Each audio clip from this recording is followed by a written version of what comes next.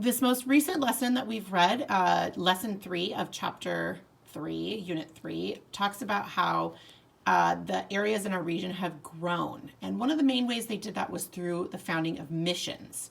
Father Junipero Serra founded the missions. There's 21 total that he founded. There's many more that were built after that, but there were an original 21. And from those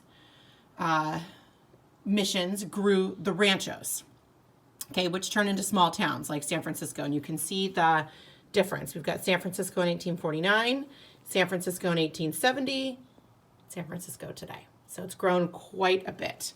So has the Transcontinental Railroad, all right? We've got goods coming faster. It was completed in 1869. So some of these pictures are from your book and some of them are from another book I've taken. This is kind of cool. This is a real artifact where you can see how long it took to get certain places. All right, and then also how Hollywood was founded, 1887. We've got these pictures of famous actors. There's Steven Spielberg. Okay, so California has changed an awful lot, and I want to show you a little bit more information about those missions that I was talking about. This is a kind of a cool map here that shows the original missions, the 21, and here they are with their founding dates. And these are some of the older buildings in California here. You'll notice that the mission we have in Fremont is not on there because it wasn't one of the original 21. So I'll just take you down the map so you can see. There's San Francisco. The closest one to us is probably the San Jose de Guadalupe.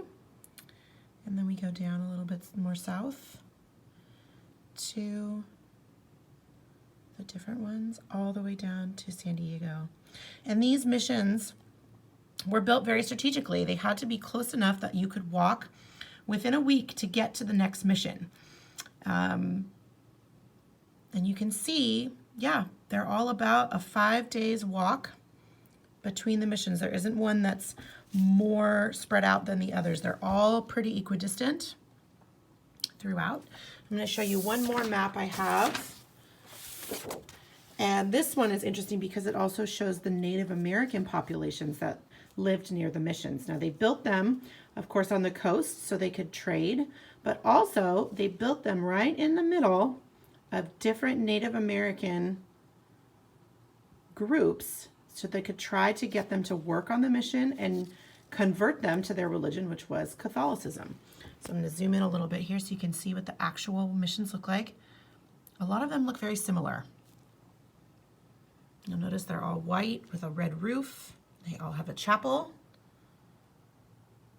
Okay. And really these native groups that lived on the coast, it was the coastal Indians that really took the brunt of these different missions. And you have to remember, a lot of these Native Americans who lived near here, they did not want to change. Their way of life was fine. As you're driving through, mostly kind of, if you're, we're here, we're down here. If you drive past these missions, you might see along the freeway these bells look like this. And if you see those bells, that means you're on the trail called the El Camino Real. And that was the trail that the fathers took to walk between all of the missions. So all of these missions are connected by an old walking trail called the El Camino Real, and we mark it today with these bells. So if you see that, you know that you're walking or driving right along it as well.